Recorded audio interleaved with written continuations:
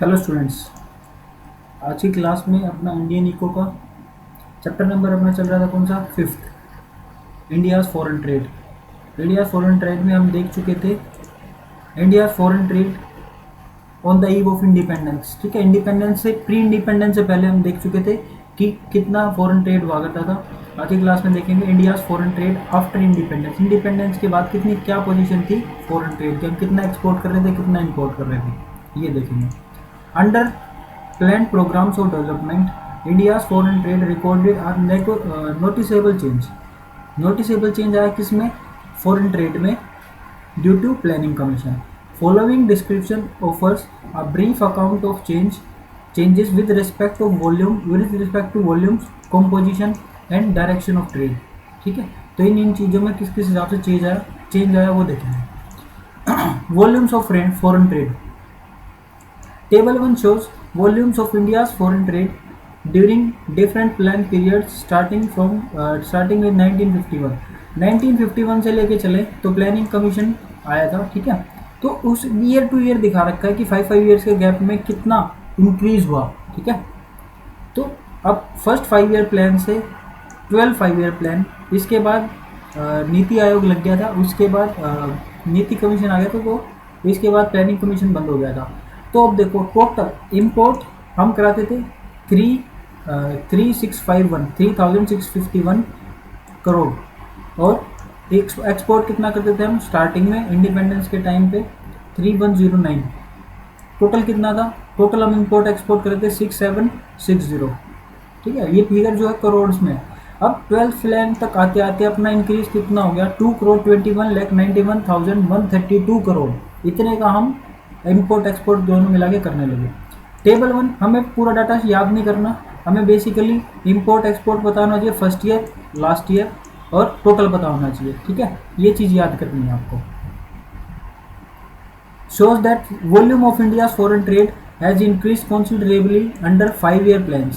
It has risen from 676 crore से 60 करोड़ से लेके 2,21,91,132 करोड़ इन 12 plan.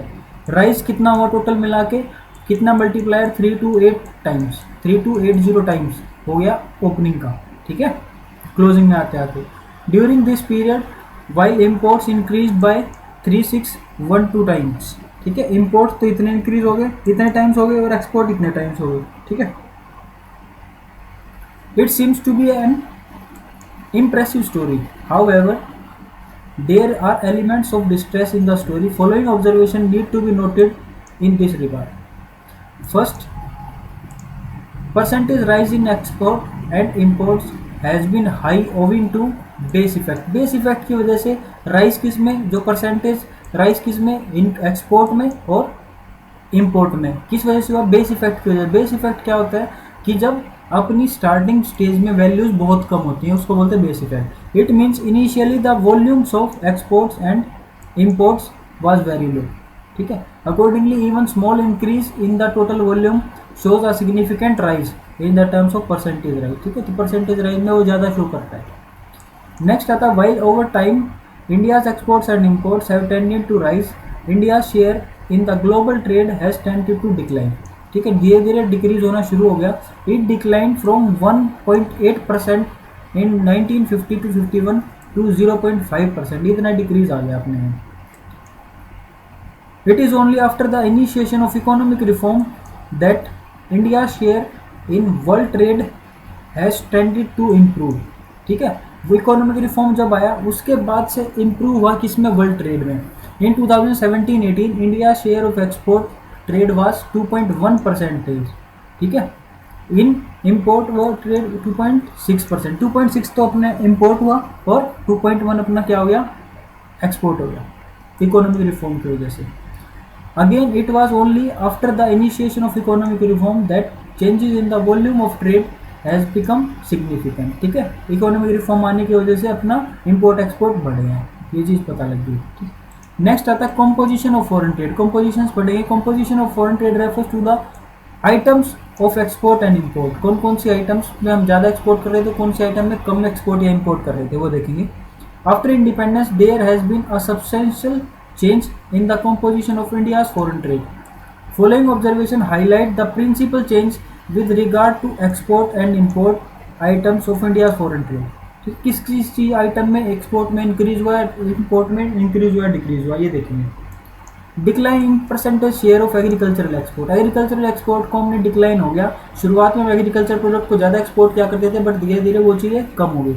There has been a significant decline in a percentage share of agricultural item in total export. It happened owing to the fact, कौन कौन से fact थे, the India's that India started using its farm products as raw material for its domestic industry. ठीक है, तो जो farm product जो India produce करी थी उसको रॉ मटेरियल के टाइप में यूज़ किया जाने लगा, किसमें, डोमेस्टिक इंडस्ट्रीज़ में। ठीक है, तो इंडिया की कंट्रीज़ में उसको इंडस्ट्री में यूज़ किया जाने लगा, तो ज़्यादा अपने पास क्वांटिटी बचती थी जिससे हम एक्सपोर्ट ज़्यादा कर पाए।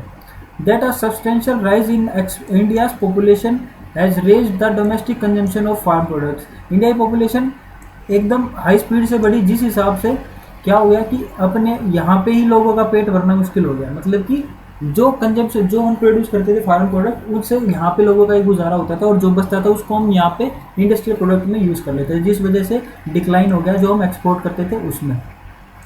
Decline in percentage share of conventional item. Conventional items of India's export include jute, T, food grain and minerals. ये सब हम एक्सपोर्ट किया करते थे।